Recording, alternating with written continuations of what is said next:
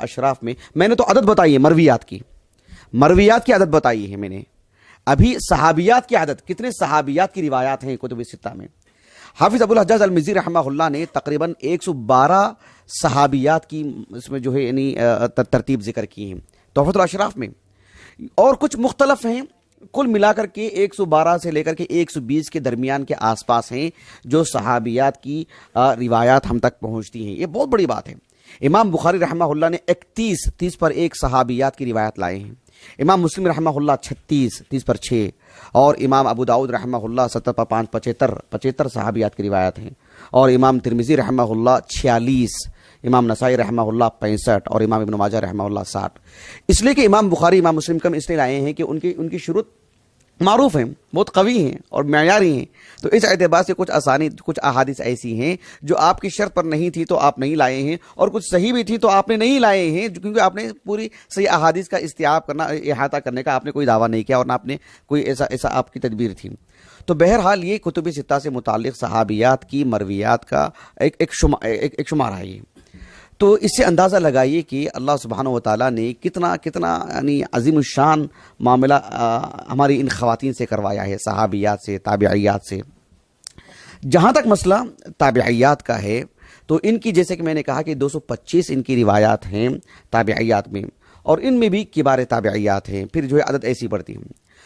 آپ ابن حجر رحمہ اللہ جو تقریب التہذیب میں کتب ستہ کے جتنے بھی روات ہیں, ابھی جو شیخ ابو الاشبال شاغف رحمہ اللہ جن کا قریب میں بھی انتقال ہوا ہے, تو ان کی جو ترقیم ہے تقریب التہذیب میں کتنی ہے, 8,923 یا 8,623 ہے.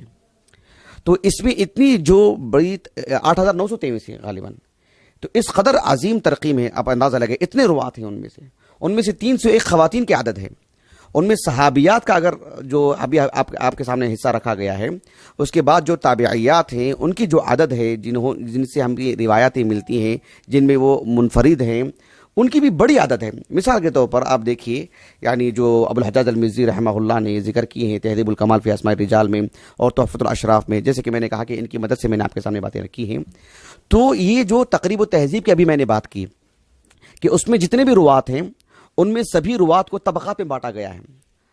سب سے پہلا طبقہ ہے کس کا, صحابہ کا, اور اس کے بعد دوسرا طبقہ کس کا ہے, کبار تابعین کا. تیسرا طبقہ کس کا ہے, اوساط تابعین کا. چوتھا طبقہ کس کا ہے, اوساط تابعین کے علی الفور جو بعد کا طبقہ آتا ہے, الطبقہ التی تلی الوسطی من التابعین. پانچواں طبقہ کس کا ہے, صغار تابعین کا. چھٹواں طبقہ کس کا ہے, الذین عاصروا صغار التابعین, جو صغار تابعین کی معاصرت کی ہے. پھر ساتواں طبقہ کس کا ہے, کبار اتباع تابعین کا. آٹھواں طبقہ کس کا ہے, اوساط کا. نواں کس کا ہے, صغار کا. اچھی طرح بات واضح ہوگی. تو ان طبقات کو سامنے رکھیے. صحابیات سے متعلق تو گفتگو ہو چکی ہے.